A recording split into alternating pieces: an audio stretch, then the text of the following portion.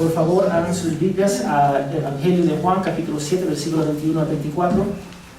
El Evangelio de Juan, capítulo 7, versículo 21 al 24. Como ustedes saben, y los que nos están visitando, nosotros hacemos la predicación expositiva verso por verso. Entonces, la semana que viene vamos a empezar con el versículo 25. Entonces, cuando tengan, digan amén. Amén. Dice la palabra de Dios. Lo voy a leer del 20 para tener un contexto más. La multitud contestó: ¿quién es un demonio? ¿Quién te quiere matar? Jesús le respondió: una sola obra hice y todos se admiran. Por eso Moisés le ha dado la circuncisión, no porque sea de Moisés, sino de los padres. Y en el día de reposo ustedes circuncidan al hombre. Y si para no violar la ley de Moisés, un hombre recibe la circuncisión aún en el día de reposo, ¿por qué están enojados conmigo? Porque sané por completo a un hombre en el día de reposo. No juzguen por la apariencia, sino juzguen con un juicio justo. Amén. Esa es la palabra de Dios. Vamos a orar. Señor, gracias. Gracias por tu palabra. Creemos que tu Espíritu Santo puede quebrar corazones a través de ella. Creemos que tu Espíritu Santo nos puede santificar y hacernos madurar cada día a través de ella. Guíanos, Señor. Protege nuestros corazones, Señor. Ayúdanos para centrarnos en tu palabra y perdónanos por nuestra incredulidad. En el nombre de Jesús, amén y amén. Entonces, hoy veremos cómo los líderes juzgaron incorrectamente a Jesús por su interpretación de la palabra. Estaban tratando de decirle a la palabra mismo sobre cómo interpretarla. Eso es interesante. Es como un hombre tratando de decirle a una mujer que es un embarazo. Nosotros no podemos decir eso. No podemos decir que es el parto. El pueblo de Israel tenía la palabra, pero no la interpretaba ni la aplicaba correctamente porque querían matar a Jesús. Y lo que la palabra apuntaba a Cristo. Juzgaron incorrectamente a Jesucristo. Y eso fue terrible. Juzgaron a la persona en cual todo fue creado. Juzgaron incorrectamente. Déjame darte un ejemplo. En 1989 había 5 chicos en Nueva York. Yo vivía en Nueva Jersey, que era media hora. Esos 5 niños estaban jugando en el parque central de Nueva York, en los Estados Unidos. Es un caso bien famoso. Estos 5 chicos estaban en una multitud de jóvenes haciendo tonterías. Pero durante ese tiempo, una chica estaba corriendo, trotando en el parque, y esa chica fue abusada.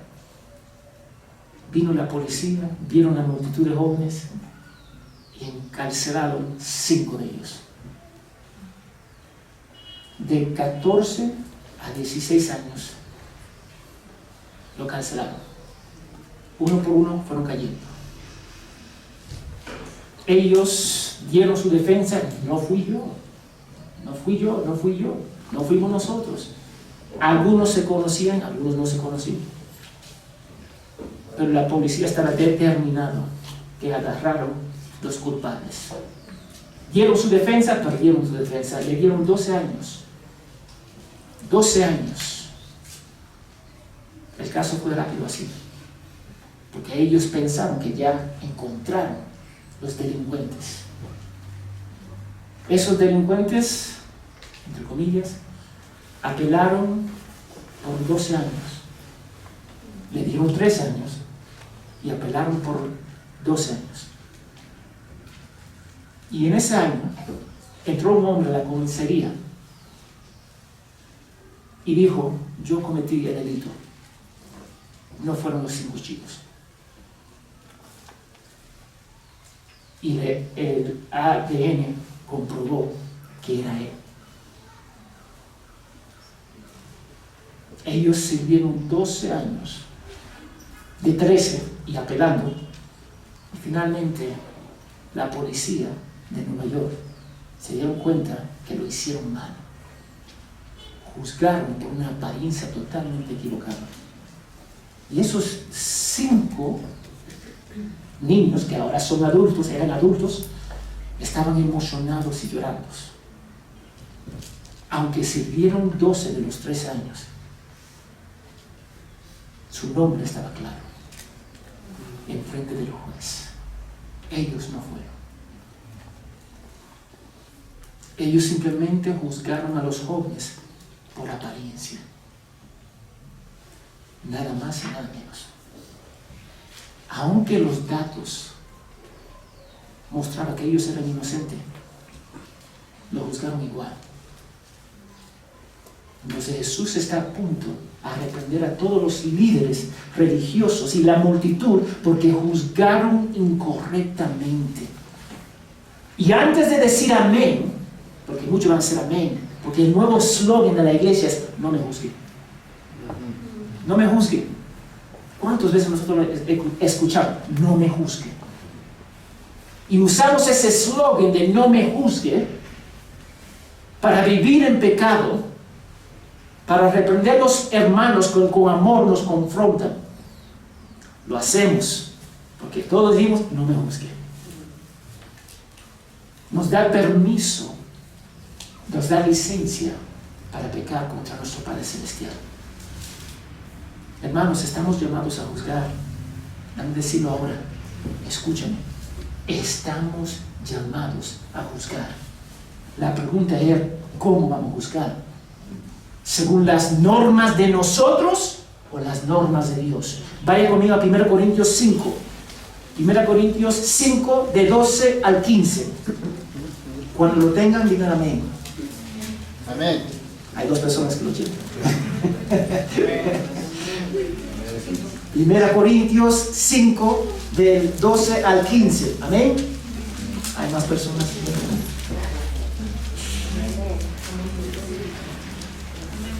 Amén. Mira lo que dice. Pues, ¿por qué he de juzgar a los de afuera? ¿Nosotros juzgamos los de afuera? No.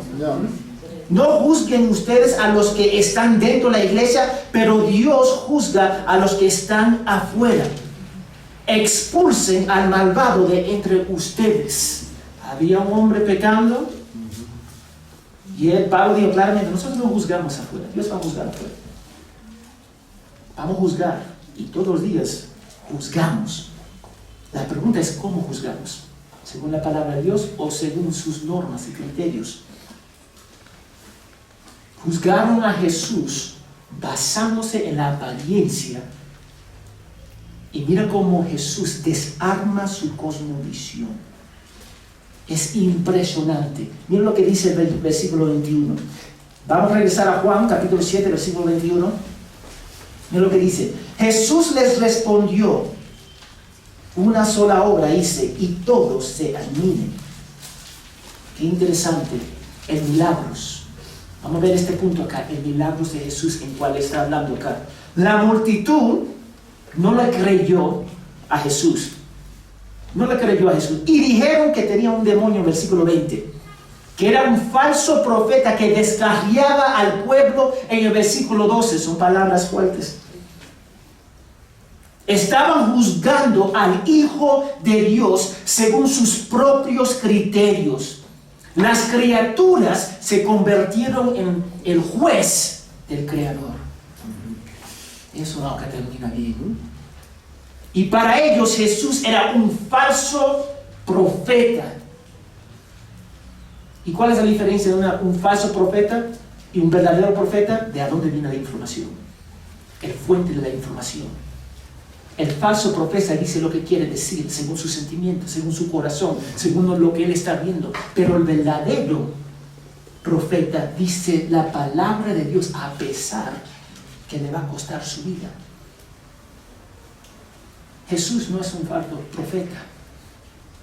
Un profeta verdadero habla exactamente la palabra de Dios. Como Jeremías.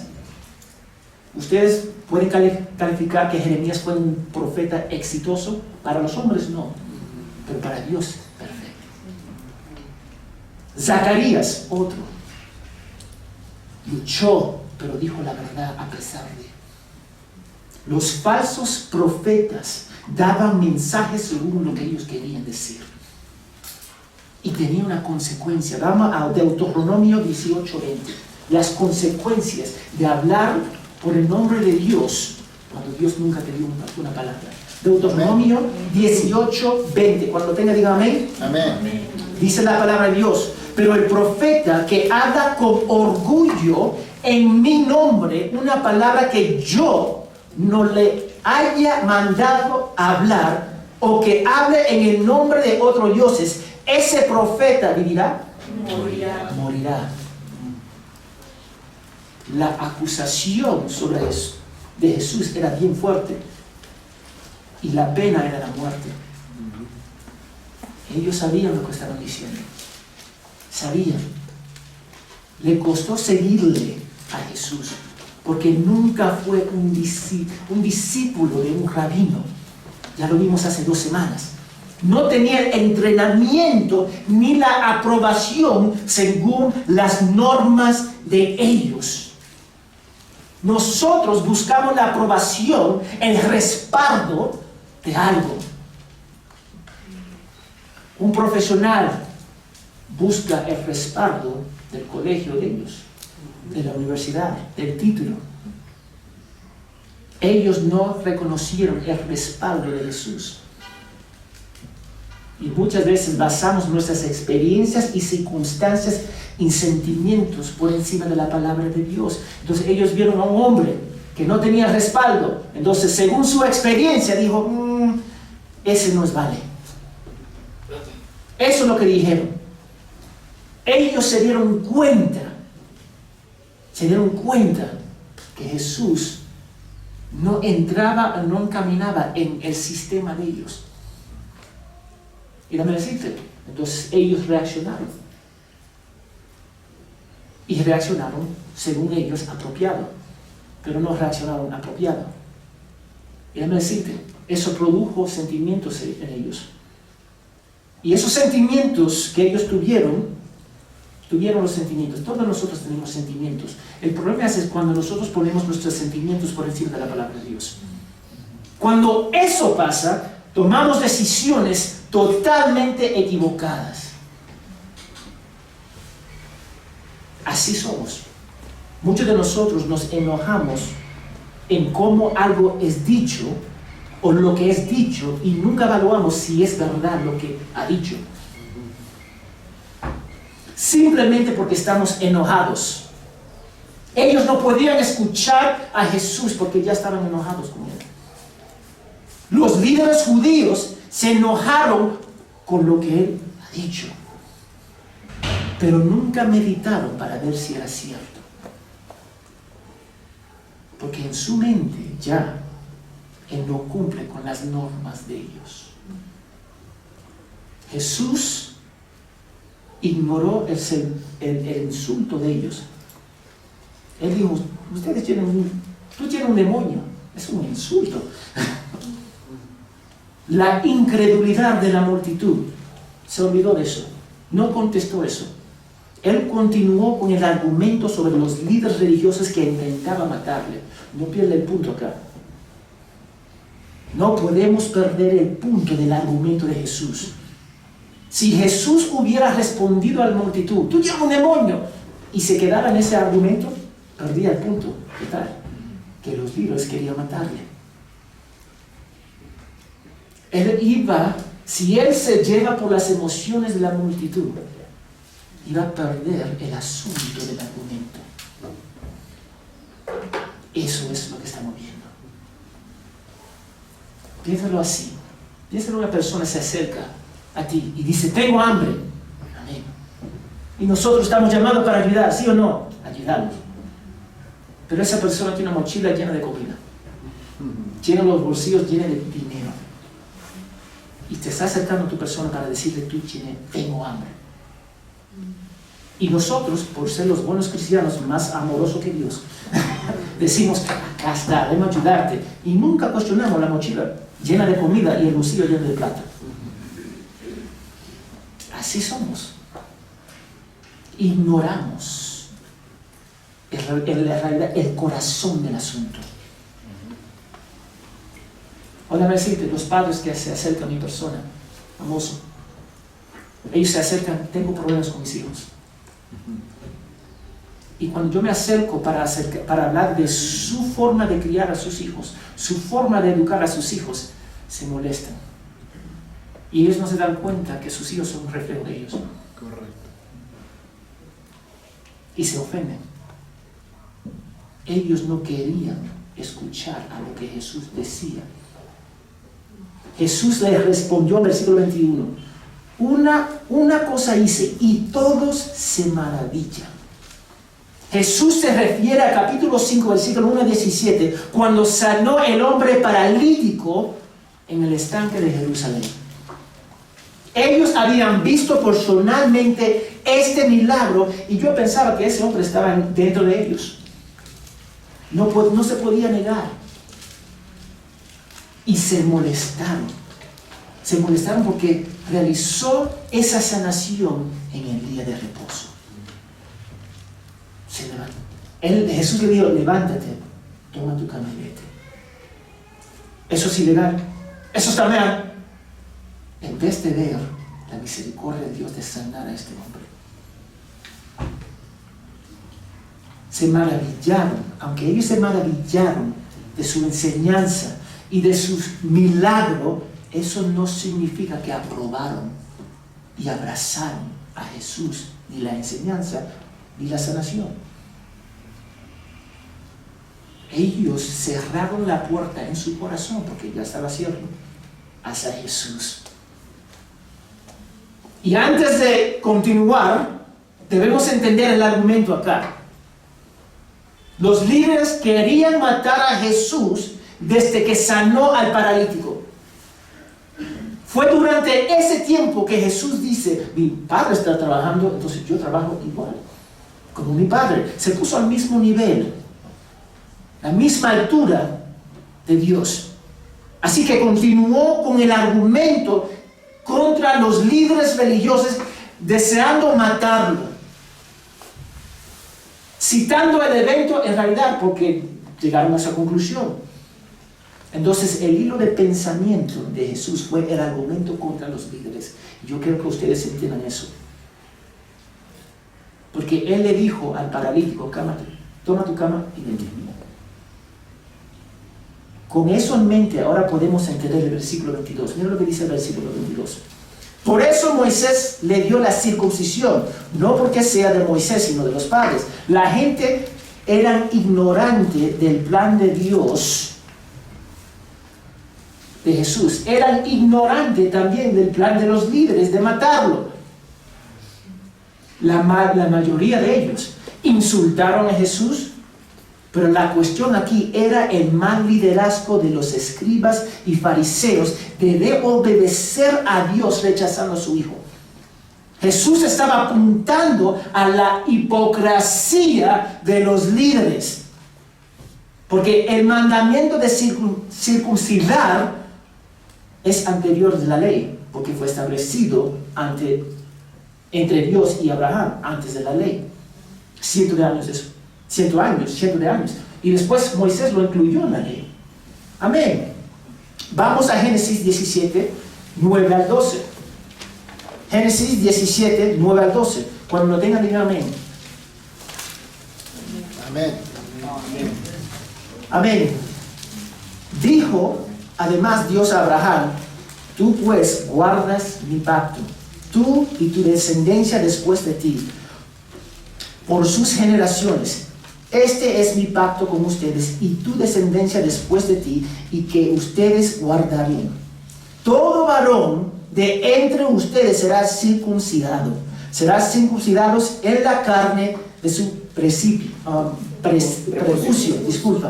Y esto será la señal de mi pacto con ustedes. A la edad de 8 días será circuncidado entre ustedes todo varón por sus generaciones. Asimismo, al siervo nacido en tu casa, o que sea comprado con tu dinero, o cualquier extranjero que no sea de tu descendencia. Entonces, todos los varones, tenían que circuncidarse en el día 8, octavo, cuando nacieron. Y a veces ese día caía en el día de reposo. Ahora hay un problema, hay un conflicto. ¿Qué hacemos? Ahora, por favor, comprenda lo que está pasando con ellos. Según su mente, ellos estaban bien arraigados esa idea de circuncisión. Porque cuando Pablo estaba evangelizando a los gentiles, los judíos trataron de imponerles la ley de la circuncisión. Ahora vamos a Hechos 15:1. Hechos 15:1. Amén. Cuando tengan, digan amén. No, todavía falta. Hechos 15:1 dice la palabra de Dios. Algunos que llegaron de Judea enseñaba a los hermanos: si no se circuncidan conforme al rito de Moisés, no pueden ser ¿qué? Salvos. Estaban añadiendo la palabra de Dios al evangelio. Ellos estaban añadiendo la circuncisión. Para ellos la circuncisión era algo fundamental que tenían cientos de años de hacer. Pablo nos recuerda sobre eso y habla sobre la circuncisión, no del cuerpo, sino del ¿qué? Del corazón. Vamos a Romanos 2, 28 a 29.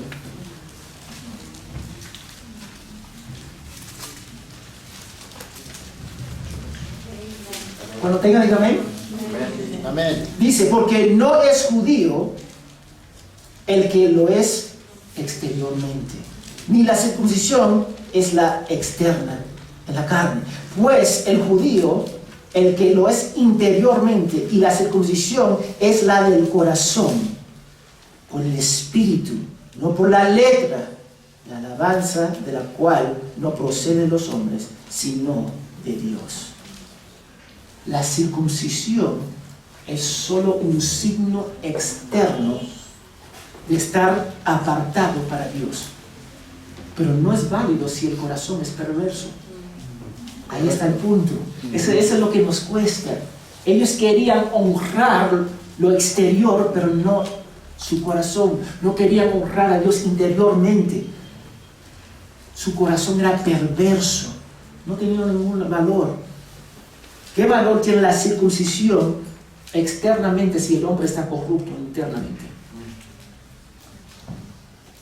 Piénsalo. Es como tener un celular, el más moderno celular. Es precioso, pero está vacío dentro. ¿Qué valor tiene? No tiene valor. Así que seguir la ley, circuncidarse y ser parte de la nación de Israel no es suficiente. Necesitaban un trasplante de corazón que solo produce a través del Evangelio con el poder del Espíritu Santo. Necesitaban a Jesús, pero lo rechazaron. Que me lleva al segundo punto: juzgando según las apariencias. Juzgando, y es el título de la prédica: juzgando según las apariencias. Entonces Jesús llegó el punto a los judíos y la multitud. En versículo 23, miren lo que dice. Dijo, regresamos a Juan, versículo 23: y si para no violar la ley de Moisés un hombre recibe la circuncisión aún en el día de reposo, ¿por qué están enojados conmigo? Porque sané por completo a un hombre en el día de reposo. Ellos estaban de acuerdo con realizar la circuncisión en el día de reposo, de quitar un pedazo de carne, de piel del cuerpo en ese día. Ellos estaban 100% de acuerdo con eso. Eso era aceptable para ellos, porque entendían que la ley de circuncisión tenía prioridad sobre el día de reposo.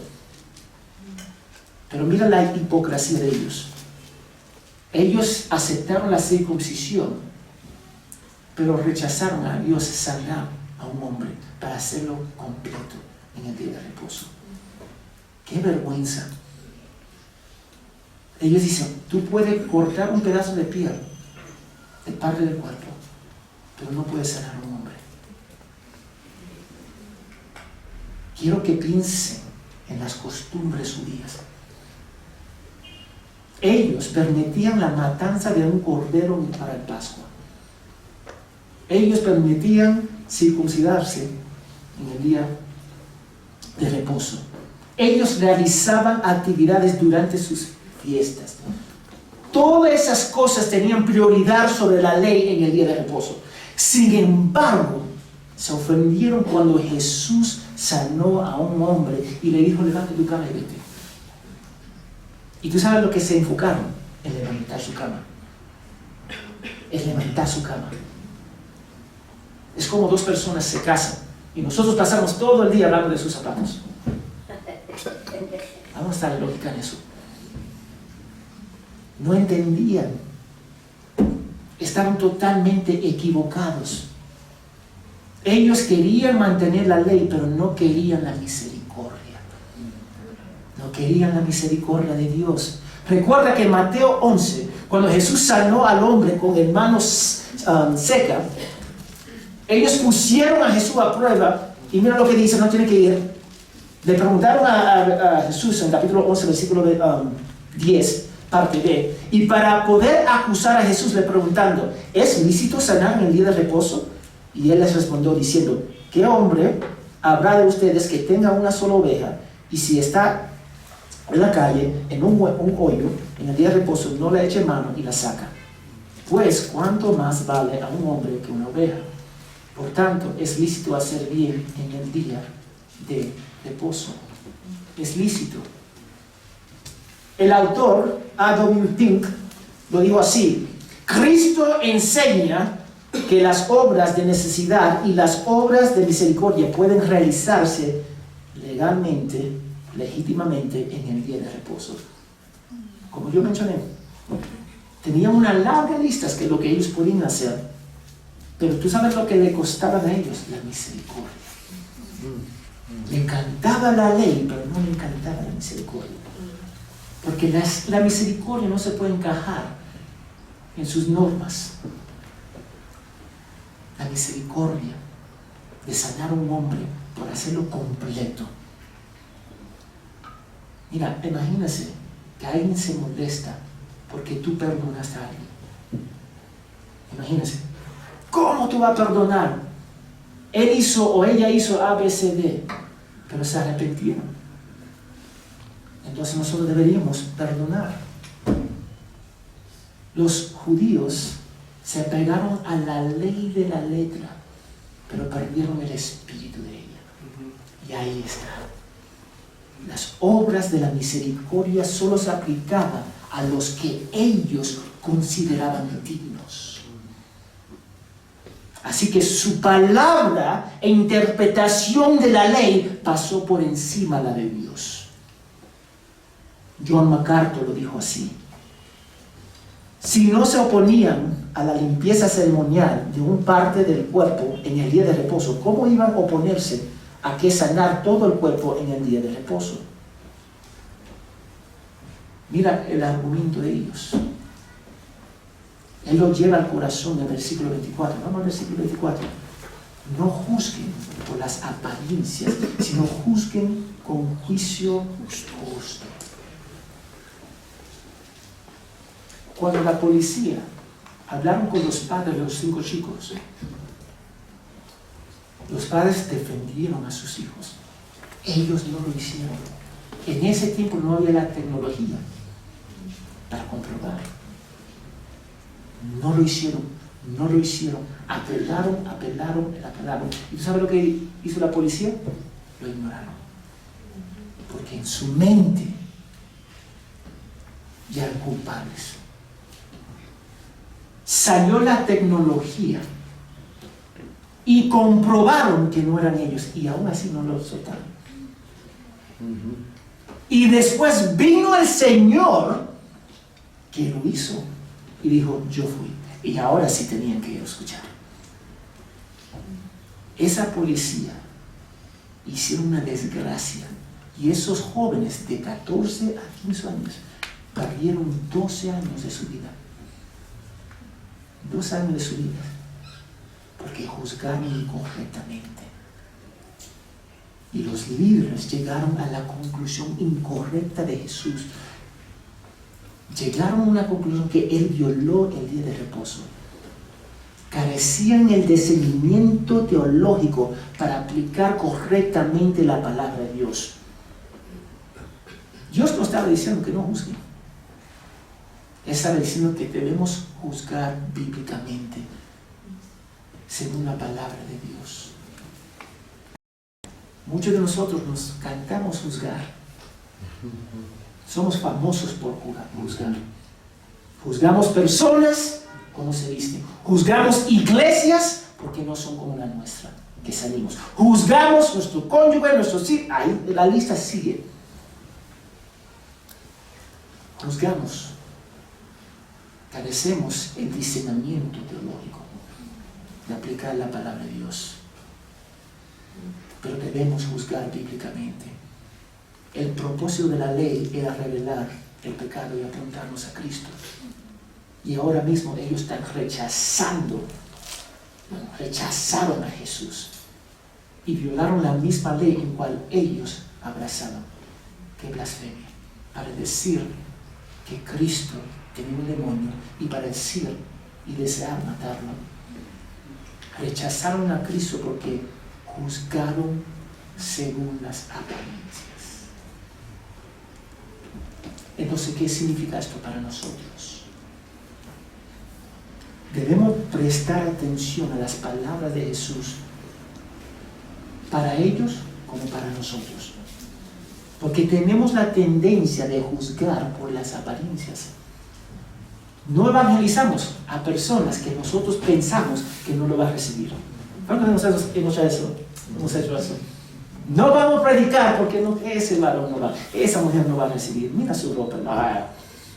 Así hacemos. Los adolescentes miran a lo exterior. ¿Se han dado cuenta sobre eso? Pero nunca evalúan el corazón. Ellos se preocupan más por la ropa, por la amistad, por la influencia, que evaluar el corazón de la persona. Juzgamos a Dios basado en nuestras pruebas. Dios, ¿cómo tú vas a permitir que yo sufre como nosotros somos dignos?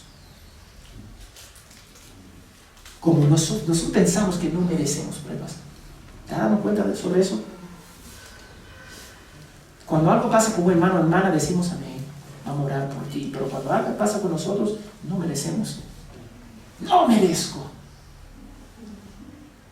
Juzgamos igual que ellos y no discernimos ni aplicamos correctamente la palabra de Dios. Tomamos decisiones basadas en el miedo. ¿Eso ha pasado con alguno de nosotros? Y las apariencias y esas cosas paralizan nuestro caminar en el Señor. O juzgamos con optimismo, todo es bueno, y después nos engaña, porque no sabemos discernir. Todo el mundo es bueno, eso no es cierto. No todo el mundo es bueno. Yo he trabajado con muchos niños, como psicólogo. He hablado con esos niños quebrantados, de 5 años hasta los 17 años, a donde fueron violados. Y la mayoría de las veces, ¿tú sabes quién es? Familia. Correcto. Familia. Tenemos que juzgar, y está bien para juzgar, pero juzgar bíblicamente. Y la mayoría de esas personas, de esos niños, nunca denuncian. ¿Tú sabes por qué? Porque los padres dicen no. Los padres, en vez de respaldar a sus hijos, respaldan a sus familiares. Lo juzgan correctamente. Ese cliché, no me juzga, nosotros lo usamos como un escudo para evitar nuestra responsabilidad. Nosotros lo usamos para mantener la paz en la familia. No, yo no quiero denunciar a mi hermano, porque yo quiero mantener la paz. Una paz basada en la mentira no es paz. Correcto. Me cuesta, porque nosotros no podemos juzgar correctamente según la palabra de Dios. Yo tengo que suplicarle a los padres, denúncialo, porque si lo hizo con él, lo va a hacer con otro. Yo tengo que suplicar a las mujeres en cual sus esposos le pegan, denúncialo. Así es. Porque no quieren, porque quieren mantener la paz. Una paz basada en la mentira. Y cuando mantienen esa paz, ¿tú sabes lo que pasa? Pasa otra vez. Y después ellos se sienten culpables. Y con vergüenza. Y esa vergüenza lo limita de hacer la verdad. Y hacer y tomar las decisiones correctas. Mira, el hecho que algunos dicen que son cristianos no significa que todos son cristianos. No significa eso. Hay mucho acá en la iglesia que algunos dicen que son creyentes, pero no lo son. Porque en la Biblia vemos que la iglesia está llena de trigo y que cizaña.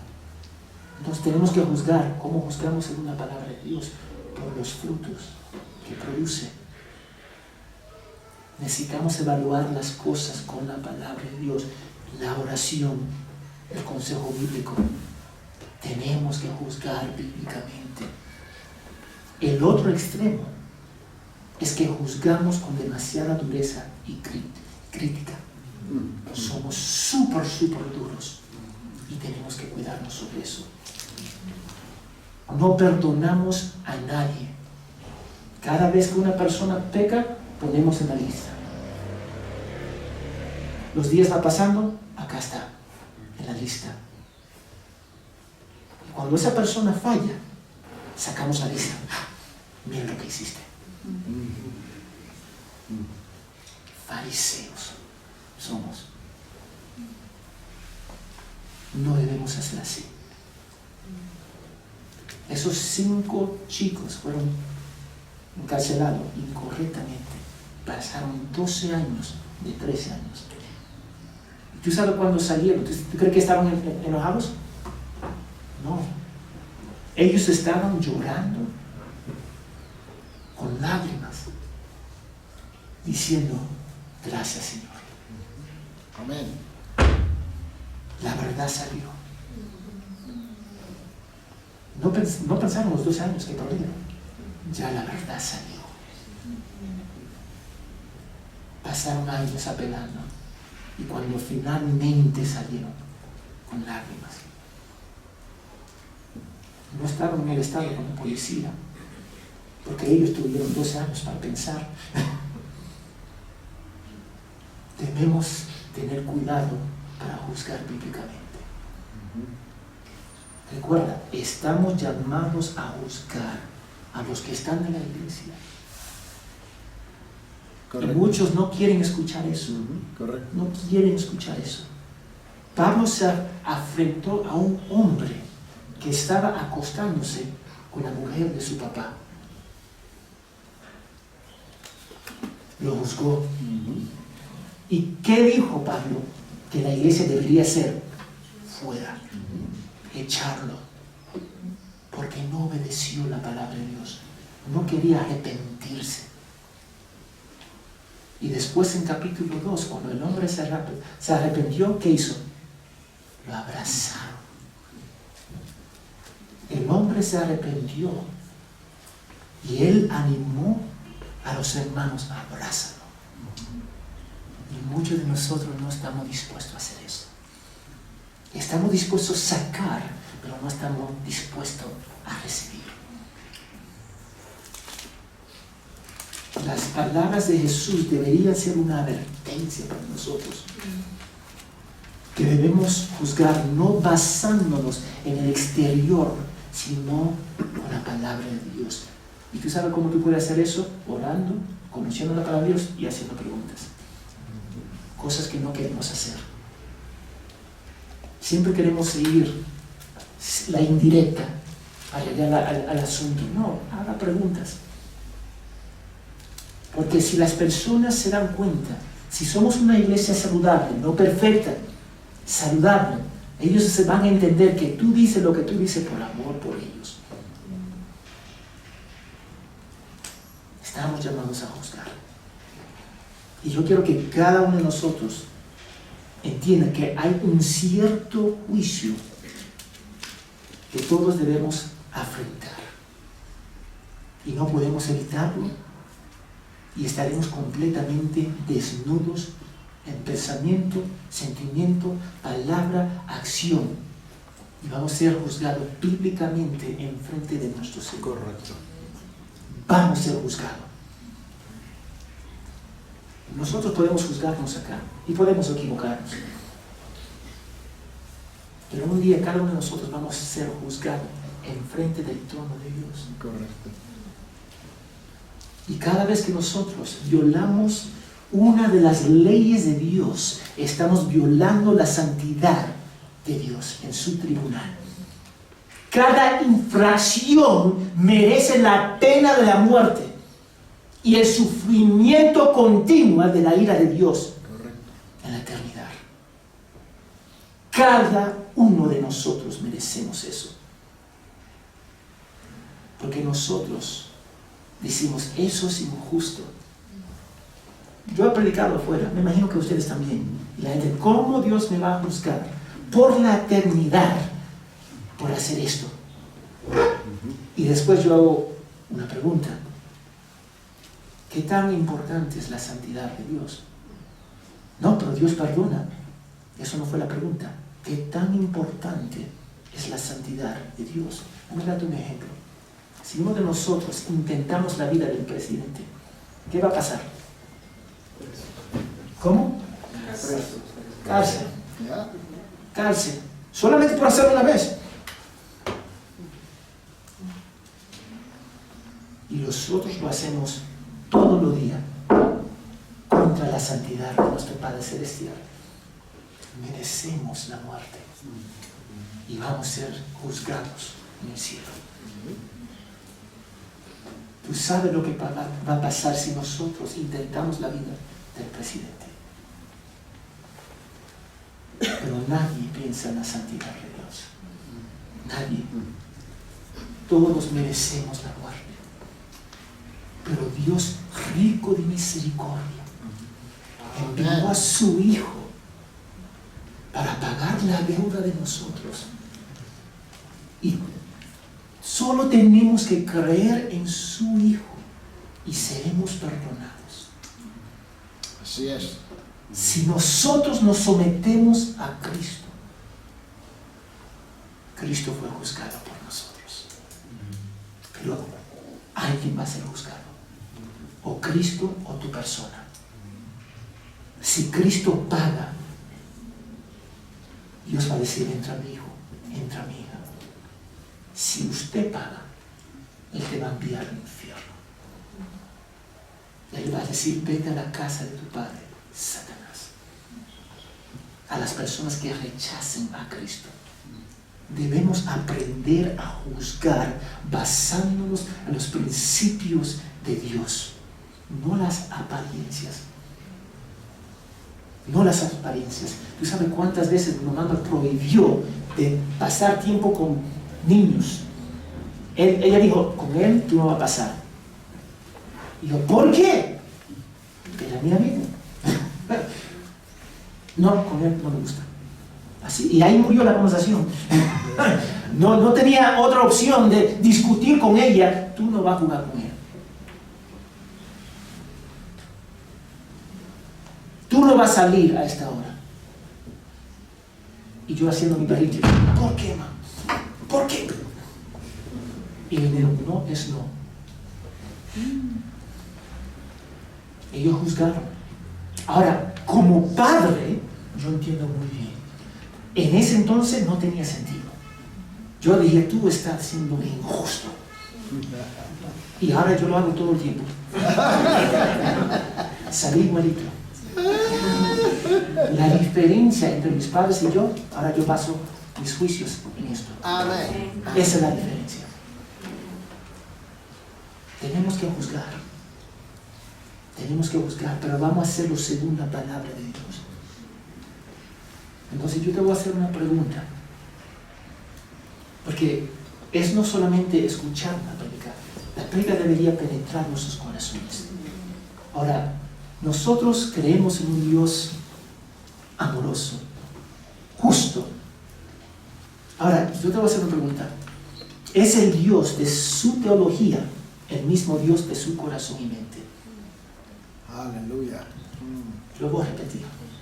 ¿Es el Dios de su teología e iglesia el mismo Dios de su corazón y mente? Porque el concepto más alto que tú puedes tener en tu cerebro es tu concepto de Dios. Y basado en ese concepto tú vas a juzgar. ¿Qué concepto tú tienes de Dios?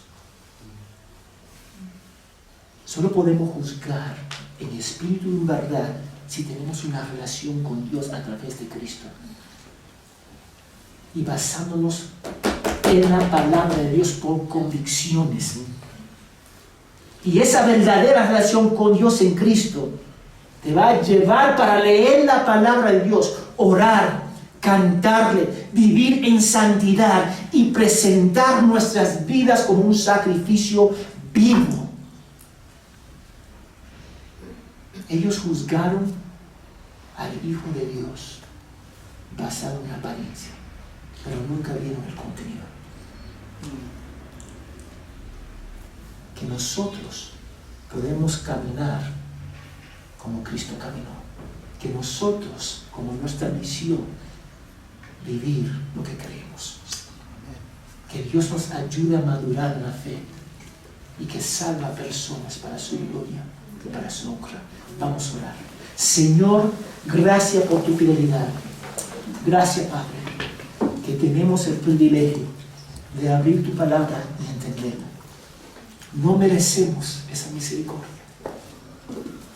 pero lo recibimos a través de Cristo y sabemos que nada nos puede separar del amor tuyo. Ayúdanos, Señor, para juzgar, sino juzgar bíblicamente para tu gloria y para tu honra. Y protégenos de juzgar según nuestras normas y criterios. Te pido todo esto en el nombre de Jesús. Amén y amén.